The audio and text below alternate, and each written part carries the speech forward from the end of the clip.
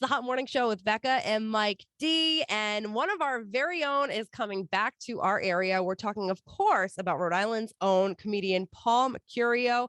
And you're coming to Mohegan Sun this weekend. How are you, Paul? I'm great. How are you guys? Great to be back on with you. Great to be back home in the area. I'm going to be there Thursday through Saturday at the Comics Roadhouse Comedy. So it's been 3 years because of COVID since I've been there. So I hope I remember what I'm supposed to say on stage. No. Yeah. And speaking of which, you've had COVID twice. Like you've battled this thing 2 times already. What was that like? Well, I got it in 2020, and then I got it a few months ago because I wanted to see what all the kids were talking about with the new variant. You know, I wanted to be hip and cool.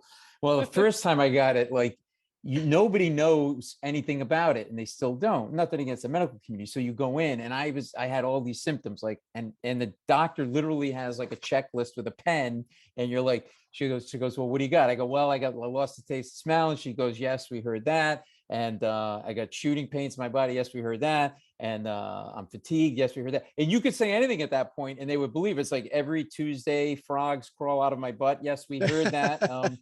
And she goes, are they red or are they green frogs? Like, really? Like, right? So it was just like freaky because it's the only time in our lives where you go to the doctor and you're sick and they know you're sick and they can't give you anything. And then I grew up in Providence, but I live in New York City and I work on the Late Show there and other stuff. And the city got really weird because it shut down like everything did. But that city shutting down freaks you out because you don't realize how used you are to the noise until there's no noise, right? And all the craziness and everything else. And I just wanted things to be back to normal like everybody, but it was so quiet. So just so I could feel like things were back to normal, I went out and I bought a jackhammer and I just started jackhammering around New York City for no reason at all. You know, like getting a dumpster and just banging it many, many times for no reason at all. And then I realized that New York was coming back to life and the world was coming back to normal because 2 cab drivers got in a fight over a parking spot, right? So they both have masks on to get out of the cab and they square off, they bring up their fists and they start throwing punches and they get really close to each other. And you could see one of them thought, oh, wait, I'm supposed to social distance, but he wanted to keep fighting. So he kept like throwing his punches. It was like watching 2 3-year-olds. Like he'd run up to the guy, swing, and then run back and swing. It was like, It was like, it just, you know, so I realized things were getting back to normal. And then I had people I knew like early on when this was still 2020, 21, we're going on cruises. Like I don't get the cruise. Like God bless you if you want to go. I don't get a cruise. I don't get it. I don't, whether it's COVID or not, it's like $600 to live in a closet for a week and eat Golden Corral buffet. Like, what's the point? There's only one reason to go on a cruise, and that's to kill your husband. That's the only reason, you know, right? Well, don't tell me that.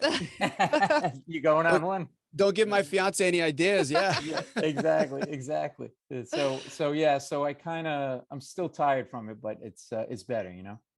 So you're at Mohegan Sun, June 2nd through the 4th. You mentioned throwing punches. I mean, given the state of what comedians are going through lately, are you going to be up there with body armor or what? Yeah. I asked Mike if he would be my bouncer for the weekend. He said he's in. So of course, man. I'm going to free drinks. Wherever you need me to be, I'll be there. Yeah.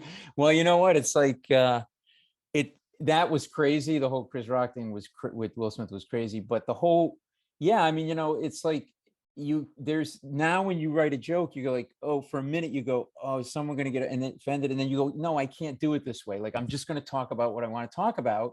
And if you like it, great. And if you don't, you don't. I'm not looking to offend. I think the pendulum swung too far. Like, I don't think you'd be politically incorrect just for the sake of doing it, but you got to like be able to just say what you want to say. But it's just not even in stand-up, like our culture, like people are trying to catch you with things. Like, you know, my wife and I were walking our dog in the park, and it's a law where we live. You have to have your dog on a leash. So this guy's dog wasn't on a leash, and it was like a pit bull and was scaring people. And there were kids around, and my wife, who's really nice, just said, you know, your dog should be on a leash. And the guy goes like this. Why? Because it's a pit bull? Like implying that we were like racist toward pit bulls or something. And I'm like, no, because it's got a baby in its mouth. That's why. Okay. Because it has prison tattoos and it's smoking filterless cigarettes. Okay. That's why. Right. And then there was a time, some of you out there might relate to this. where like every Halloween, my parents, they called it a hobo. They dressed me as a hobo, just like, they get daddy's old clothes and they throw them on you and you send you out because we didn't have money for costumes. Well, you couldn't do that today because people would be up in arms because it would be offensive to some people but if it was kind of weird, if you think about it, because my parents, they dressed me as a homeless person and then sent me out onto the streets at night to collect free food in front of playing the part. Exactly. Right. Exactly. And it sucked. I never got candy. Every house, baked beans and a harmonica. That's all I got. It was like the worst. And maybe some pennies and a little clementine with some Sharpie on it to look like a pumpkin. Exactly. Well, listen, you so it's definitely crazy. It's definitely weird, but you got to kind of fight through it. Yeah. And you mentioned, so you are from, you grew up in Providence and your family is still here in North Providence? Oh yeah. My mother's in Providence. My brother's in Cumberland. My sister's in Narragansett, my in-laws. And wow. Yeah. And I grew up in Italian neighborhood in Providence, and when people hear Italian, they think of either one of two stereotypes come to mind, which is either mafia or plastic on the furniture. Like those are the two things, right? And you know what? I'm okay with stereotypes because some apply and some don't. Like the plastic on the furniture doesn't apply. Like it's a very ethnic thing. Like it's like people with, blue collar people don't have a lot of money, but they buy that one set of really nice furniture and you can only use it like twice a year. It's in a room. And it's like, it's Christmas and Easter, and that's the room you go in. Just to take pictures, though. Like you can take the pictures and then you get the hell out. Yeah. Right, exactly. And there's like a Christmas tree there, but you don't really use that Christmas tree. There's another Christmas tree. And in that room, there's a picture of the Pope, Jesus, and Frank Sinatra on the wall. and the Frank Holy Sinatra Trinity. picture. Yeah, exactly. And the Frank Sinatra picture is like 3 times the size of the Pope and the Jesus picture. And then there's the plastic on the furniture because it's such nice furniture. They want to keep it really nice, but when you sit in the plastic, within like 3 minutes, you're sitting in a pool of your own sweat, right? So easily. Exactly. And my house, though, growing up, because my mom had this furniture store, which we just closed, was the opposite. It wasn't super neat with everything in its place. It was a mess. It was a pigsty. Someone actually broke into the house one day. I had run out to get lunch. I came back. I was gone like 15 minutes, and they grabbed the first thing they could find, which was a stereo, and they left. They didn't touch another thing in the house. This is how bad the house was. A cop comes over to take a police report. He stands in the middle of the living room and he surveys the living room and he goes, "Oh my God." He goes, "This animal really ransacked the place." And I'm like, yeah, he was crazy. He left salami out all day. He threw underwear on the lampshade. He was crazy. But the mafia part's true. My cousin Bobby runs his numbers in Providence. Yeah. Oh yeah, so there's a connection. Checking all the boxes. So Paul, what can people expect this weekend over at Mohegan Sun? Well, we're going to just talk about, my life and what's been going on in the last couple of years. Like I said, I haven't been there in a couple of years, and, my family and, just being from the area. So, a little something of everything, it's a great venue. I've been there before.